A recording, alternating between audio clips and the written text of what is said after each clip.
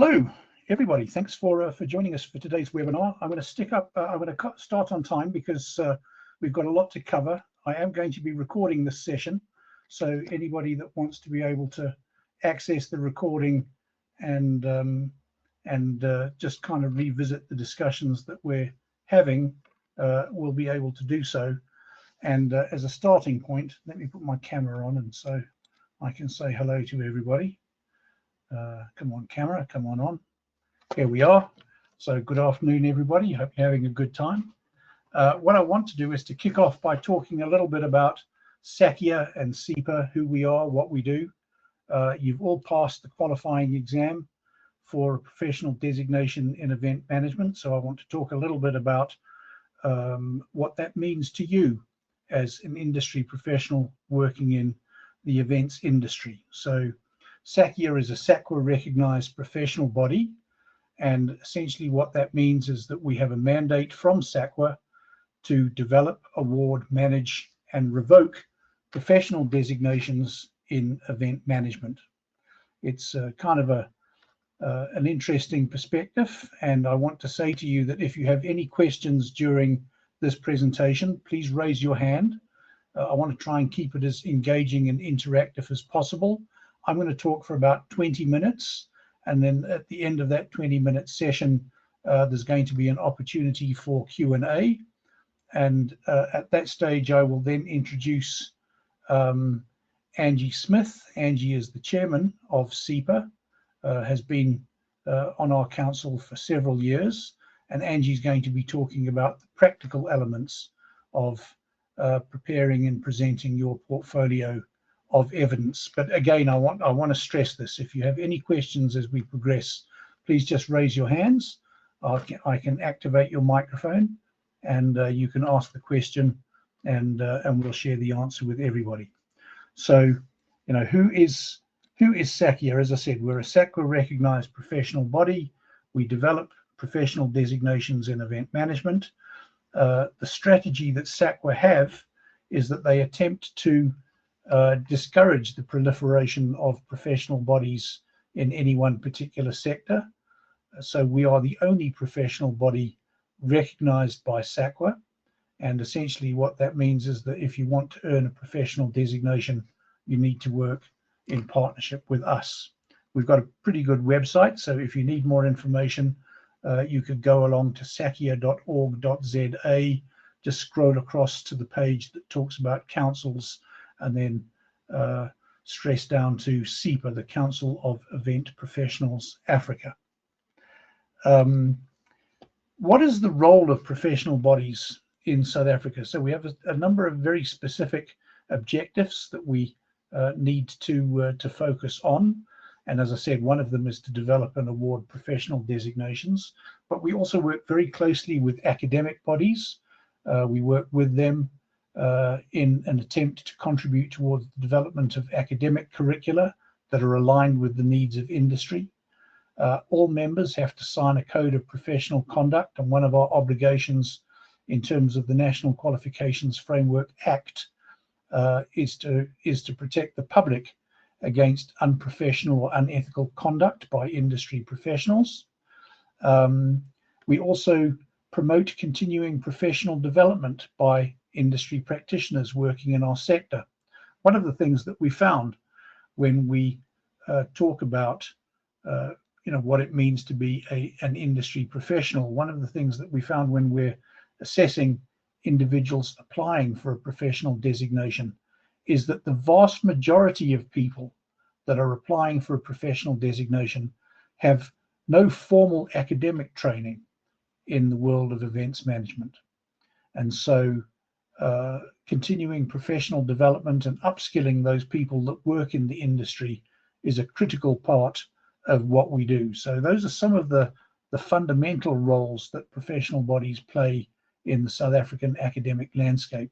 Just to put it into perspective, there are about 100 professional bodies recognized by SACWA. Some of them are big. I'm sure you've heard of the Health Professions Council or the Engineering Council,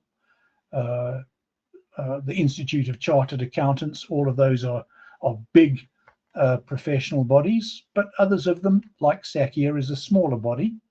We have limited resources, but we get into the same ring with the big boys, and we belt it out with them, and we make sure that we deliver value to our members. So that's what a professional body does. One of the things that I wanted to talk about was the difference between a qualification and a designation. So we award professional designations. We don't award qualifications. Those are awarded by universities and higher education institutes that work in the sector. I see that we've got a couple of academics that have joined us in this presentation, and it may well be that some of those academics want to, I'm just scrolling down the attendance list, that may want to join in and share some insight into what it means to be an academic working in this sector. But for now, qualification versus designation. I want to take you back in time. You know, the first time as a young man, if you're a young man, or as a young woman, if you're a young woman, the first time that you wanted to kiss a girl or kiss a boy. What did you do? You went out, you picked up a copy of Fair Lady that your mum had left on the dining room table, and you read the article called How to Be a Good Kisser. And at the end of that process, you thought that you had all of the skills necessary to go out and kiss your new partner. But guess what? You leant in for the key moment, and you bumped your teeth and you bumped your nose, and it was an altogether unpleasant experience. Well, you know, what does that mean? It means that you had the knowledge, you read the article, but you had no experience. You weren't competent to deliver the kiss. That's the difference between a qualification and a designation. A qualification means that you have the knowledge. A designation means that you have both the knowledge and the relevant experience to deliver on the mandate. So from an academic point of view, if you went off to university, you studied a particular learning program. At the end of that program, you'd write an exam. You were now qualified to work in a particular sector. In order to become a designated member of that industry, what you need to do is to build up your work experience and then provide a portfolio of evidence supporting your claim of competence so that you can progress from having a qualification to having a designation, so that you can progress from being an amateur kisser to an expert kisser. So that's the difference between a qualification and a designation. Hope that makes sense. The next thing I wanted to just talk about is how do we go about assessing people who are applying for a professional designation. And the reality is that we use what SACIA call the 4 E's of excellence. So we look at an individual's education, we look at their work experience, we look at their work ethic, and we require them to write an exam and provide a portfolio of evidence supporting their claim of excellence. So those are the 4 things that we look at. Now, you've written the exam, you've passed the exam. The next thing we need is to look at a portfolio of evidence that supports your claim of competence. So the kind of things that you will need to include in your portfolio will relate to documents that prove your education, your work experience, your work ethic, and all of the other things that go with it. And as I said, Angie's going to talk more about those things, but they really are, those are the 4 criteria that we use when we are awarding a professional designation. We have 3 different levels of designation that we award within the framework of events management. We have our associate level designation. We have our practitioner level designation. I'm just going to activate the, where is it? Here we are. Let's have a look at the laser pointer. So here we have the associate level designation, the practitioner level designation, and the professional level designation. They each have a different SACIA identity code. In order to earn the associate level designation, you need an NQF level 5 qualification in event management or tourism or hospitality, plus you need 1 year of post-graduation work experience. Now, I know many of you are going to be sitting in the audience saying, "Oh, I don't have that qualification," and I'll talk to you about that just now. But moving on, the next level is what we call our practitioner level designation. There you need an NQF level 6 qualification in event management, plus 3 years of relevant work experience. And then for our professional level, you need an NQF level 7 qualification in event management, plus at least 5 years of relevant work experience in event management. So, what do these NQF levels mean? Well, this is a higher certificate. It's a 1-year post-matric course, a post-matric qualification, and it's offered by several people. An NQF level 6 qualification is a diploma, and again, a diploma offered by very many people. And then an NQF level 7 qualification is a bachelor's degree in event management, hospitality, or tourism, any of those 3. So I hope that makes sense. I haven't seen any hands popping up just yet. Let me turn that off and then move to our next slide. So I heard the gasps of despair when I said you had to have a qualification in event management. The reality is that we know that most people don't have a qualification in event management. In the research that we've conducted, in the 200 people that we've assessed so far, probably less than 10% of them have a formal qualification in event management. So you can earn a professional designation based on RPL. That's an acronym that stands for Recognition of Prior Learning or Workplace Learning. And what that means is that if you don't have a qualification, you can earn a professional designation, but you need to demonstrate additional work experience. And that's why your portfolio of evidence is so important, is that if you don't have a portfolio of evidence that supports your claim of competence, you can't elevate to the next level. Once you've earned your professional designation, important to understand the distinction again between a qualification and a professional designation. One of the things that you have to do in order to maintain your professional designation is to participate in a program of continuing professional development. Now, there are many ways that you can do that. Several of the associations in the sector run programs that are recognized by us as CPD initiatives. So if you attended the EXA conference last week, you can claim CPD credits for the training programs that are run by EXA. The Event Greening Forum runs regular webinars, and if you attend any of them, you can claim CPD credits for participating in those. If you attend Meetings Africa and the conference sessions at Meetings Africa, in particular the sessions that take place on Bond Day, you would be able to claim CPD credits for that. If you do any online training, either through us or through anybody else, again, you can claim CPD credits so long as the training is aligned with the competencies defined within our competency framework. So if it looks at things like event marketing or event operations or event risk or event technical, any of those, a general management course, an accounting and bookkeeping course, leadership courses, all of those would qualify for CPD. And it doesn't need to be a physical course. You can attend an online course. You can do a program through, I think they're called, I don't know what they're called, those online training programs. Okay, pretty much any of them. So where do we go from here? What does this professional designation allow you to do? Is it allows you to plan a career and actually look at the work that you're doing, not just as another job to be done until something better comes along. Event management is a profession in its own right, and earning a professional designation and pursuing membership of a professional body puts you on a career pathway that allows you to elevate your career.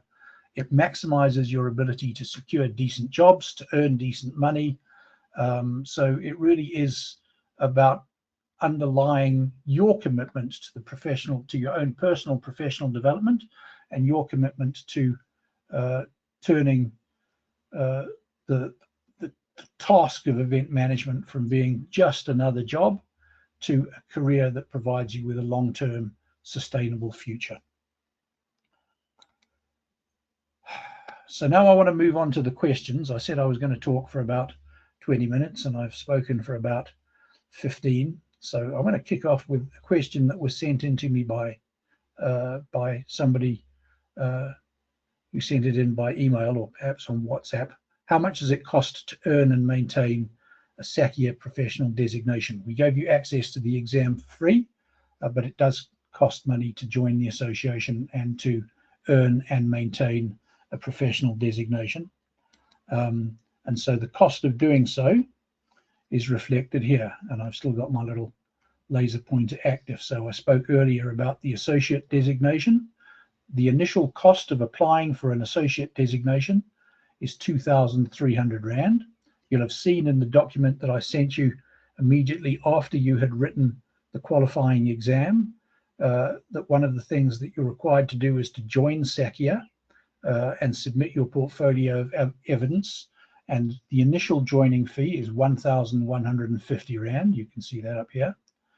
And then once we've received your portfolio of evidence and conducted an assessment, if we award you the associate level designation, there is an additional cost of 1,150. So total cost for year one is 2,300 Rand.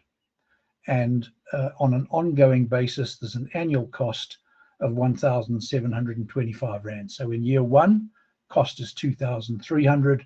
In year two and onwards, the cost would be 1,725 Rand, including VAT. We do offer a 3-year extended membership for those people that want to take advantage of it. So you can, if you decide that you don't want to pay the 1,725, you want to pay 3 years in advance, you can pay 3,950 Rand and you get about a 30% saving on your membership fees. The practitioner and professional level designations work on a similar basis. So for the practitioner level designation, an initial membership fee of 1,150 Rand plus a certification fee of 1,610 Rand. So your first year cost is 2,760, and then on an annual basis thereafter 2,185. And again, we have a 3-year extended membership option. One of the questions that people ask me is why we separate the first two payments. And the answer is that in order to conduct the assessment, you need to be a member of SACIA. But until you've provided your portfolio of evidence, we don't know which of the levels you're going to qualify for. So we'll invoice those to you in 2 separate tranches. The first amount of 1,150 when you join the association, and the second amount once we've completed the assessment and determined which of the level designations you're going to qualify for. So I hope that answers the questions about pricing. I still haven't seen very many questions, but here we are, 2 in the box. From Georgie Wagner, how many CPD points do you need per annum? Georgie, we monitor CPD points over a 3-year period, and you need 40 CPD points over that 3-year period. And you can earn CPD points either through training, but you also earn CPD points through continued employment in the industry, and what we call experiential learning, advanced experiential learning. So if you were to get into a situation where you were working on a project that was particularly complex, then you could claim CPD points for that particular project as well.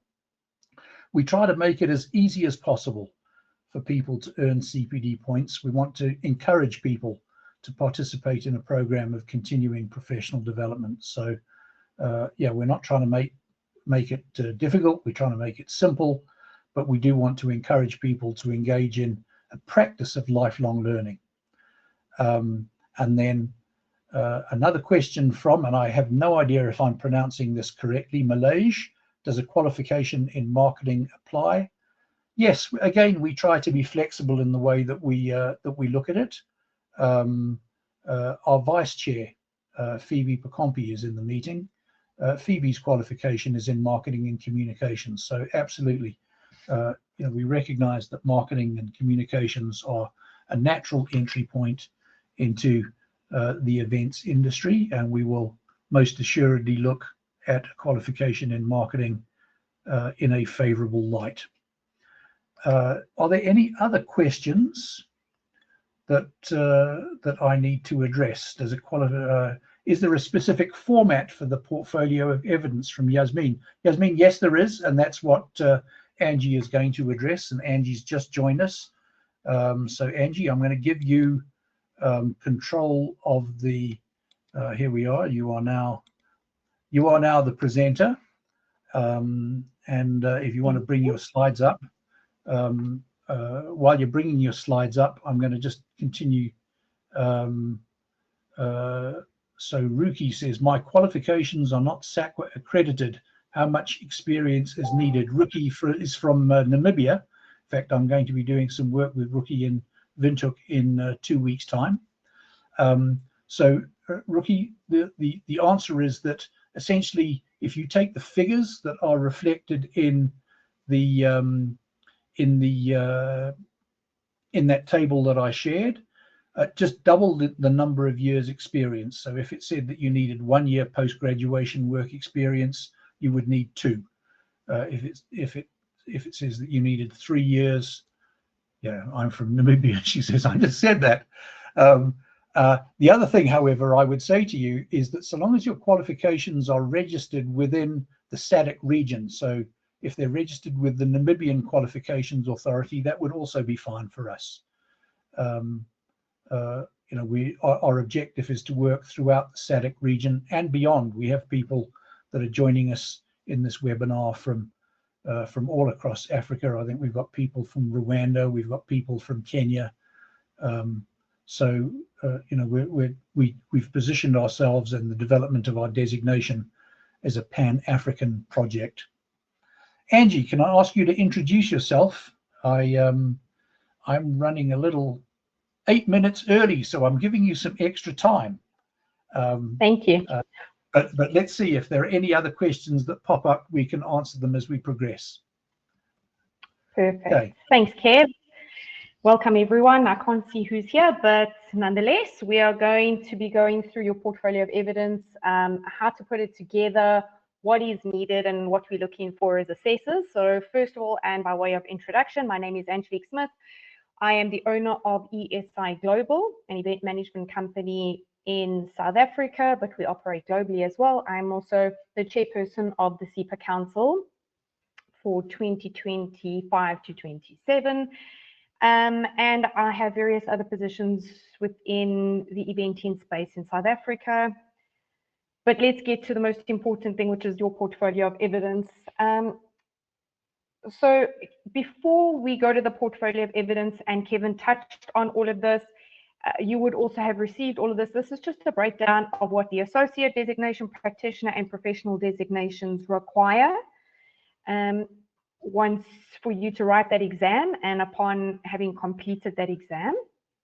So I've just listed it over there for you. And essentially, now we're going to go into your designation competencies and how it will assist you in putting that portfolio of evidence together.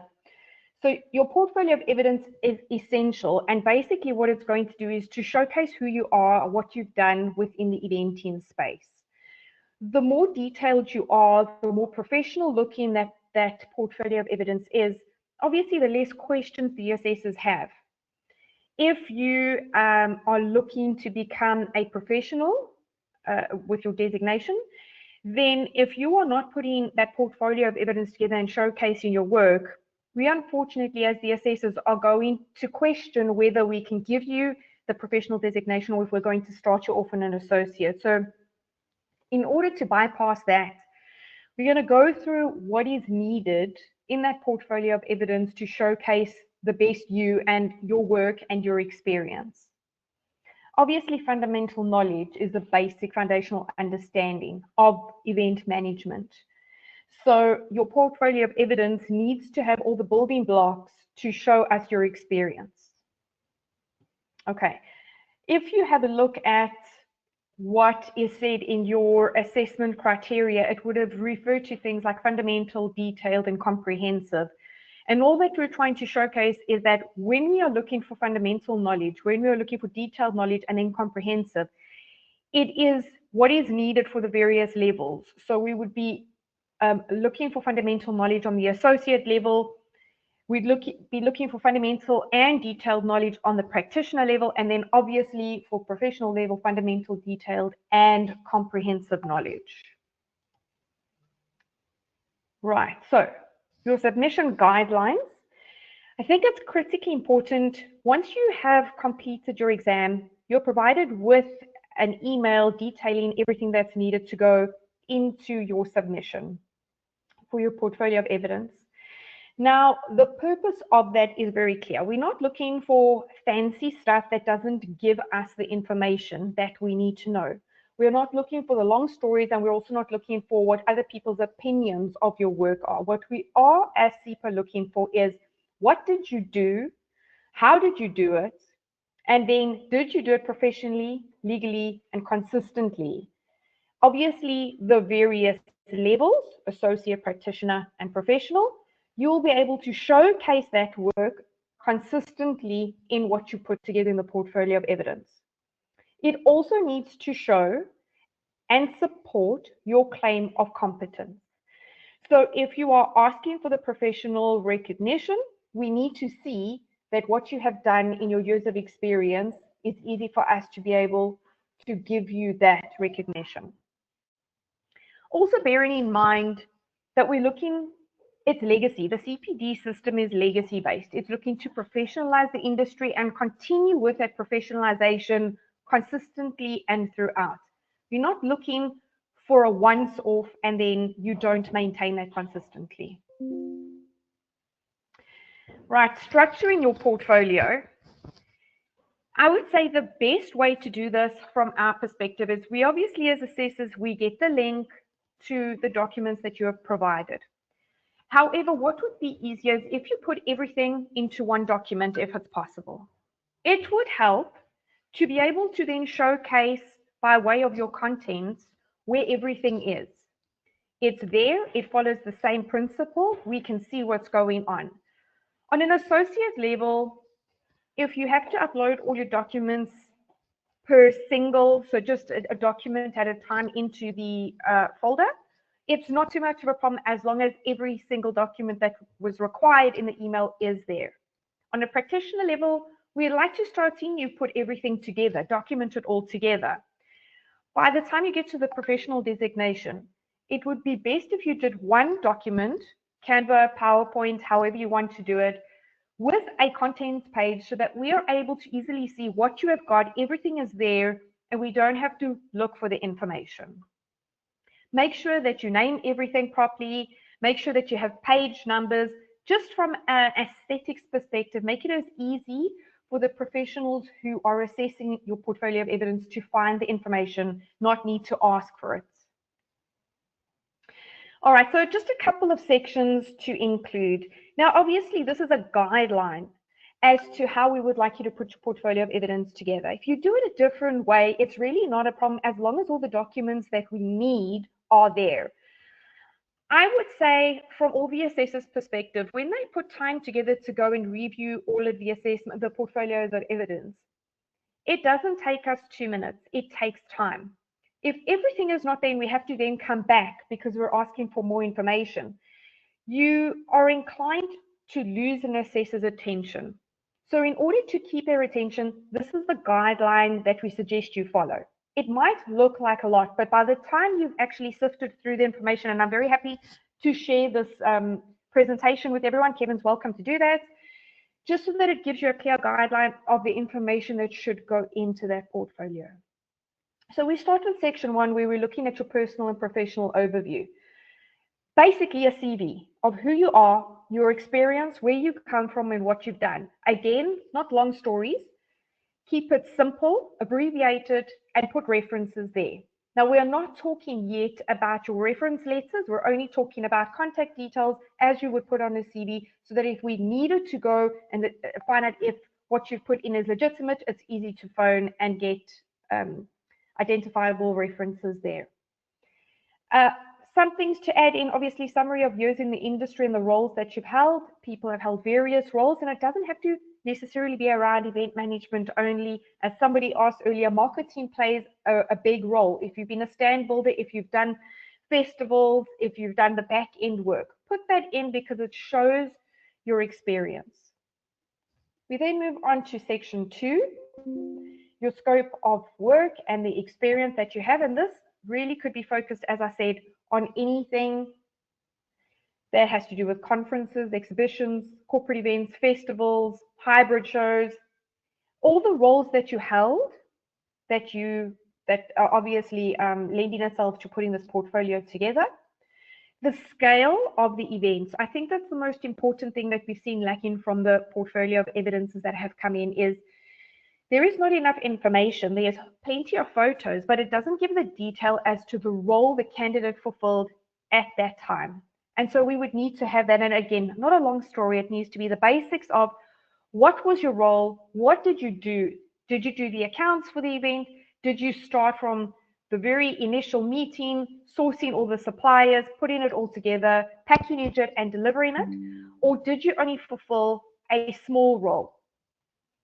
And then obviously how many delegates, because that will show us the range to which you are able to work within, and the responsibility you held. As I said, were you the lead? Were you the support? Did you do only the accounts? Did you work on site? Moving on to section 3 is now the project evidence, and this is the heart of the portfolio of evidence. Again, as I've tried to stress here, quality over quantity.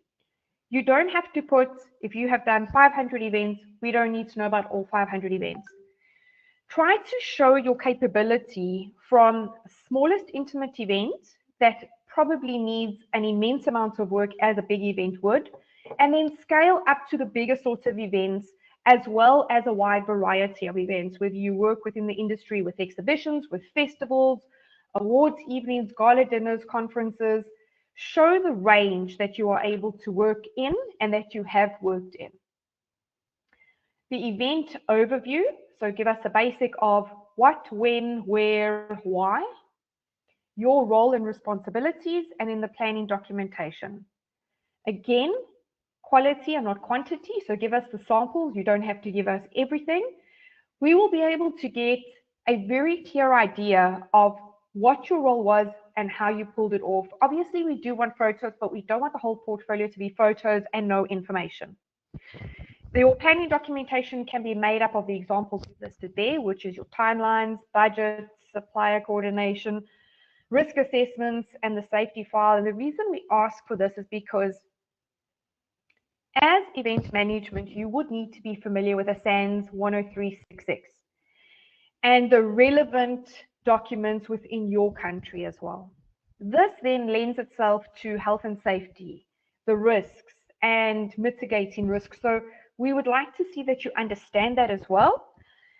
So if you could put a little bit of that information in, that would be great.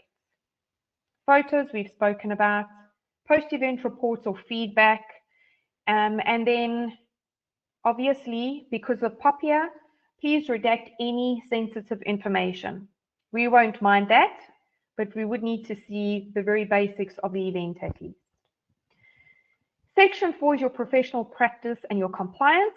We have spoken about it, knowledge of the SANS 10366, your POPIA awareness, your accessibility considerations, the ethical conduct. Every country has their specifics when it comes to these, so please make sure to showcase your understanding of the relevant rules and regulations within your country and the scope that you need to work within. Kevin, I'm sure you'll tell me if there's any questions if I don't see them, but we'll get to that at the end. Section 5, financial and operational competence. Again, if you have a team and you've only overseen this, put that in because then your role was lead. If you have worked with us, put that in as well so that we understand that you do have an understanding of that. No full budgets, just the understanding that you know what is going on when putting that together, because that's a core element of event management. We've given some examples there as well. Section 6 is your professional development. Showcase, and again, this designation is something, a step towards that, but showcase how you invest within your growth within the sector. What do you do other than this designation? Do you do webinars? Do you do seminars? Have you done diplomas? Do you do consistent? A little bit about that, just so that we can see, do you lecture? It just gives us more insight into who you are and how you're helping to keep yourself at the top of your game. Section 7 is testimonials and references.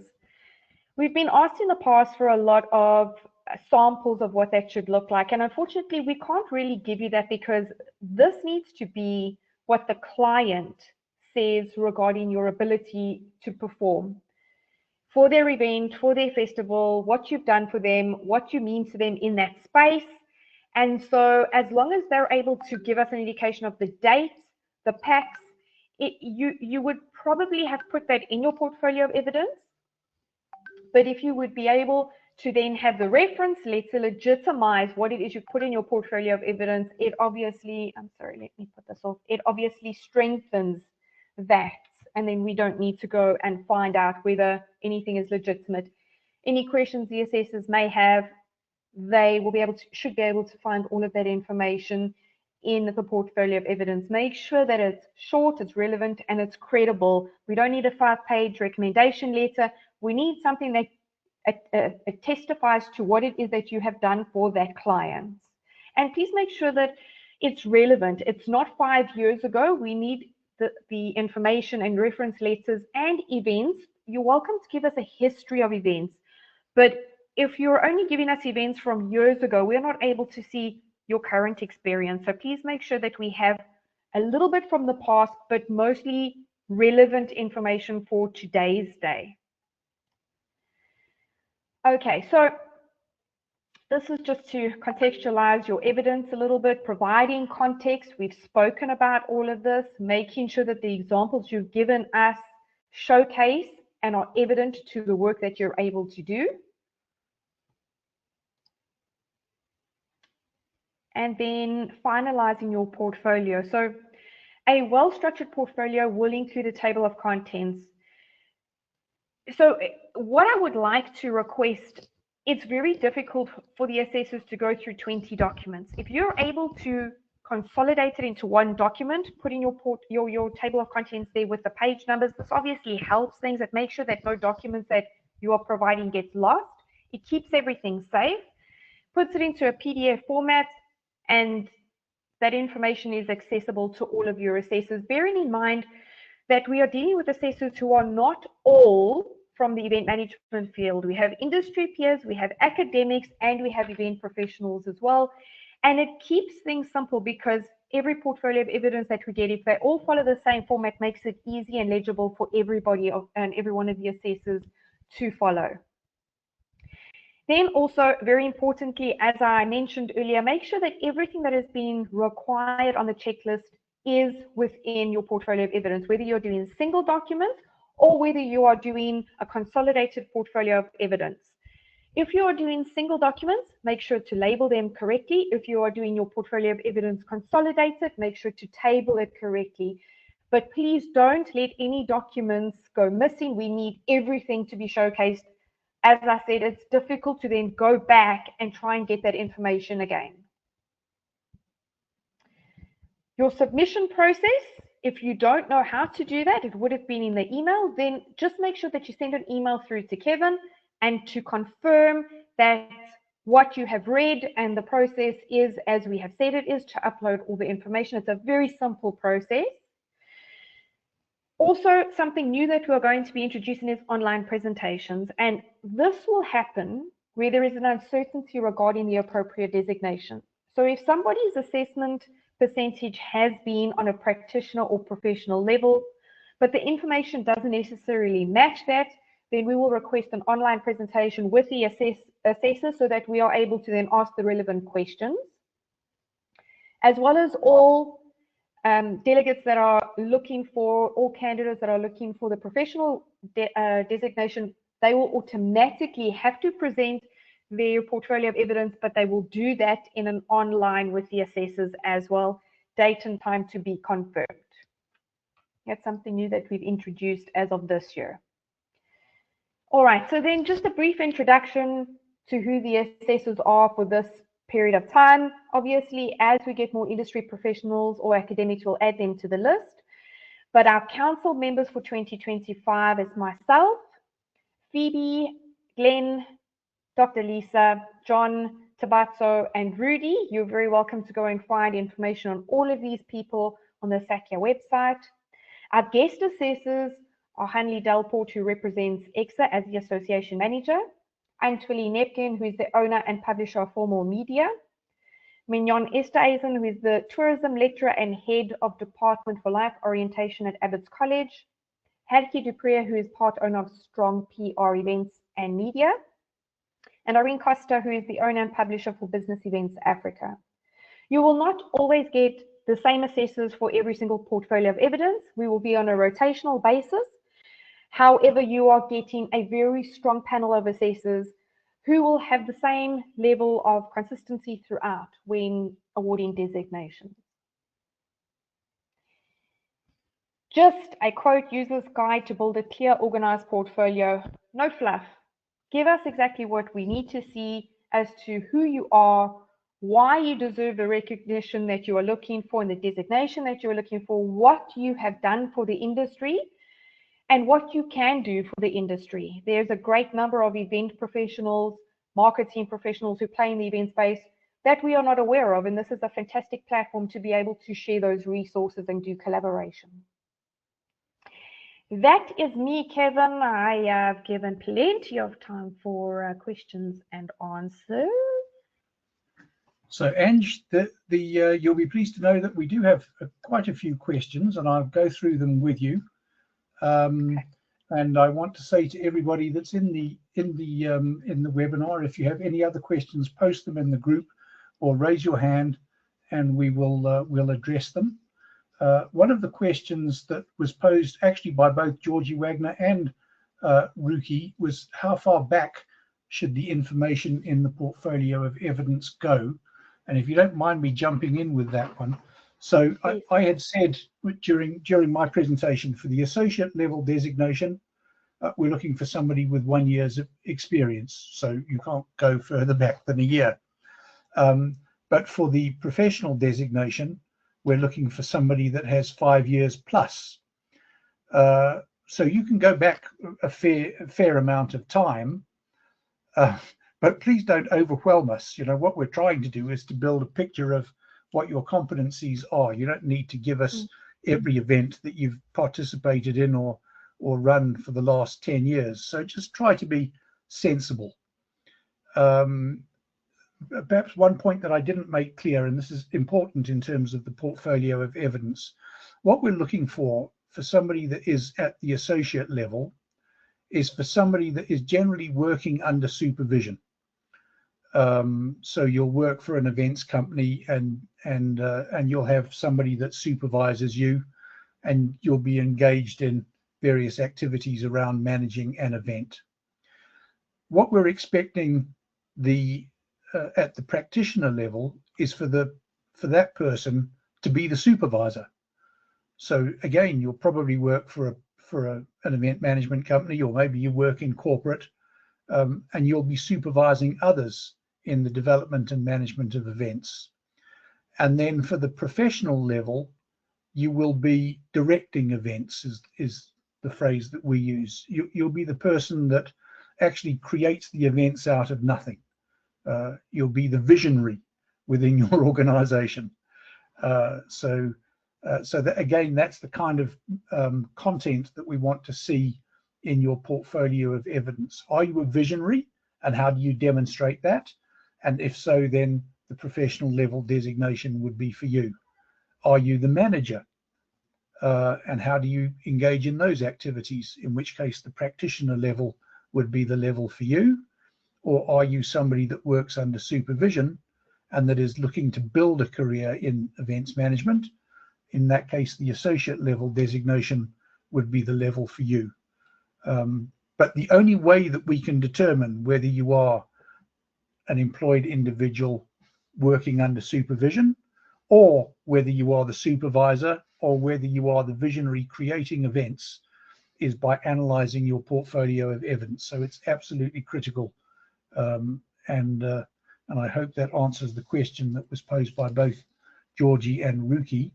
Earl says, will we receive this information to follow the steps? And the answer, Earl, is yes. We'll take this presentation, I'll upload it to our YouTube channel, and I'll share the link with you.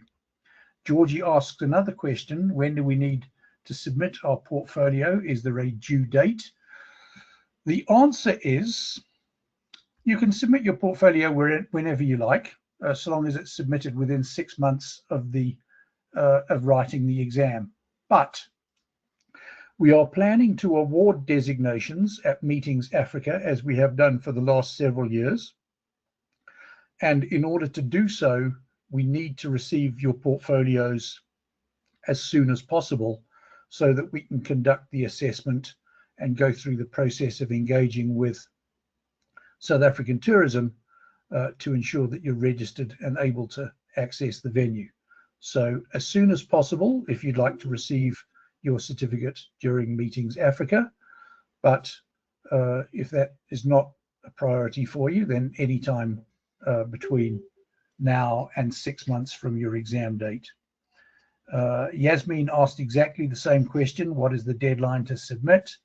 Tabile, is there a limit on the number of pages your portfolio contains?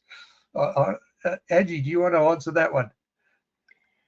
No, but as I expressed, sorry, yes, I mean, yes, there isn't a limit. But as I expressed earlier, quantity is not going to give us what we need. We would like to see quality. So if you could keep everything clear and precise, we don't need to have 600 events. I would say we would have a very clear understanding with a maximum of 6 to 8 events across the spectrum. And that will give us an idea, and not 5 pages each. You could put all of that information onto 1 page each, and then put all the other documents, the code of conduct signed, your ID, all of that can be consolidated into 1 document. So to answer clearly, no minimum or maximum, we just want to see quality over quantity. Okay, so Ruki, thanks so much, Angelique, a very informative presentation. And a final question from Ruki: how big should the events be? Do small events of, say, 10 or 20 people count? Absolutely. I think every single event counts. It will lead to show us how competent you are, your experience, and the assessor will be able to place you in the relevant designation from there onwards. So there is no minimum or maximum. We just want to see consistency in what it is that you are doing. Sounds good. Natasha, you put your hand up and then posted the question. So I was about to activate your microphone, but I suspect it's the same question. And the question is, would you like us to include pictures of the events? Yes, please. I think pictures are necessary so we're able to get an idea of what it is that you are giving us in writing, but limit the pictures. So we don't need 500 pictures. We just want to be able to see the scale. If you said that you did a motorsport show, a product launch, or a car launch, we just want to be able to see what it looked like, because that would then lead to what you have said about the event. Yep. And then Yasmin asked a question: would a submission by the 8th of February meet the deadline for Meetings Africa? And yes, I can see Angie nodding. I'll nod as well. Absolutely, yeah. A submission by the 8th of February is fine. We're going to try and accommodate as many people as we can. I think we awarded about 20 designations to people at Meetings Africa last year. We'd like to do the same again. We have about 60 people that have written and passed the qualifying exam. So you know, you're not all going to get your paperwork in time. We're realistic enough to know that, you know, some of you are going to be under a bit of pressure on commercial activities. But if we can, it would be great to get your application in. and I said this to Ruki, I'm presenting at an event in Windhoek in the middle of February. So Ruki, if you can get your paperwork in sooner, if we can, I would be very happy to award a certificate to you at the event in Windhoek, which takes place before Meetings Africa. So, yeah. Okay, any other questions? Yeah, and just where we were asked about how far back can they go with events, I would just like to clarify that if somebody is looking for a professional designation and they only have events from 7 years ago and nothing recently, that's going to call into question the designation type that we award. We do need to see relevant work now as well. We don't mind seeing past within the scope of the level that they are requesting, but we do need to see some current work as well. Okay. Any other questions? I don't see any other hands up, but we've got quite a few people in the room, and perhaps I could ask some of our other council members just to share their insights into what it means to hold a professional designation. Phoebe, I am making you a panelist. I was actually just going to ask, can we have Phoebe from a communications perspective as well, seeing that question was asked? Yep. So Phoebe, if you can activate your speaker and your microphone, you should be able to join us and share some insights with others who are in the process of applying for a designation. John, I've done the same for you.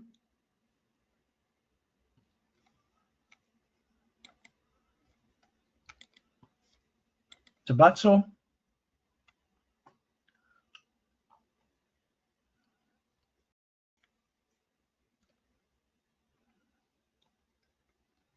Okay. I see there's another question that's come up. Given the overlap between tourism and events, which roles or job opportunities would best allow a tourism management graduate to enter the events industry and build a credible portfolio of evidence? I think that's a great question, and I wonder if Lisa is with us. Lisa, if you're with us, can you I don't see Lisa in the attendance register. Okay, Angie, maybe you can answer that one. Sorry, just repeat that question. You broke out there for a second. I heard an overlap of tourism and events. Yeah, so the question is, given the overlap between tourism and events, which roles or job opportunities would best allow a tourism management graduate to enter the events industry and build a credible portfolio of evidence? That's from Simpiwe Gift. Hello, Simpiwe. Yeah, nice to have you here. In all honesty, it would depend on what you can get in that space, and anything would be good. So lending yourself from a tour operator coming through into event management, hostessing, because that gives a crossover between those. If you can get onto events as even just part-time for now, to give you some experience on that. There are quite a number of people looking for part-time roles there. And anything within a hotel, I think that would be fantastic as well. If you could get something within a hotel, especially somebody who has a conference venue and events venue, because that would also give you a nice crossover and some experience there. Yep. I know there are several delegates on this conference from the CSIR Convention Centre, and almost all of them have a background in tourism and hospitality rather than events management. Okay, John says he has a lawnmower running in the background, so he can't activate his microphone. Phoebe, I don't know if you can join in, or Tebatso, if you have anything that you want to add.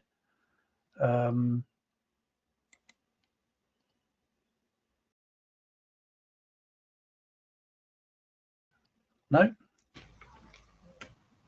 Hi, Kevin. Hi, Am I audible? you are loud and clear. Hi, how are you? Tebatso joins us from Botswana. She is our one and only professionally designated member in Yes, Botswana. Uh, I should say we are and actively looking to grow our membership outside of South Africa, but within the SADC region. mhm, So, yeah, Tebatso, maybe you can just share some insights and then we'll yeah, wrap up.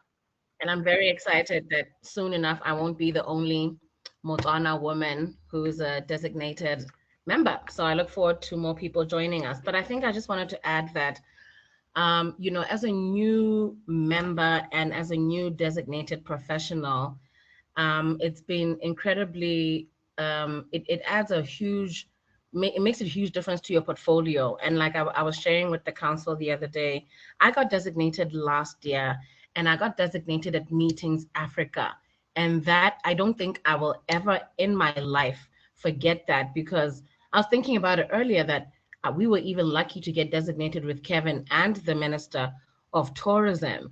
My pictures look amazing from that. You can't deny that fact, right? But I think also what I loved most about my journey in joining SACIA and being a member is that it wasn't you're assessed by peers. So it's not your friends who think you're so cool because you do a lot of events. It's not your mom. It's not, no, it's people who are in the industry equally assessing you. And so it's like being assessed by your peers, or people who know a little bit more than you. And joining the network opens you to a network of other professionals from other countries. Like Kevin has mentioned, I'm a Motswana from Botswana, and now I'm a council member. Right, so my journey with Sakia in the last 2 years, 3 years of joining, keeps propelling. Now, having access to John and Angelique, and I'm probably the youngest, I think, right? And Glenn, It who's in doesn't last. I Rwanda. used to be the youngest. Oh no. Yeah, look at this. No. Father Christmas here. Now I'm currently enjoying being the youngest on the council, and who knows where this journey is going to go. So I really, really encourage my other peers from around Africa to join us. And I wish everybody all the absolute best. Thanks to Butzel. Phoebe, I don't know if you've been able to activate your microphone. If you have, would be great to get your input. Um, if not, I just have a closing Hi, comment. Kevin. I have, I'm Oh, you sorry. have. I think I heard you there, but I was actually on the phone. Sorry about that. That's okay. Good afternoon to everybody from far and wide. Angie, thank you so much for that comprehensive presentation on the portfolios of evidence.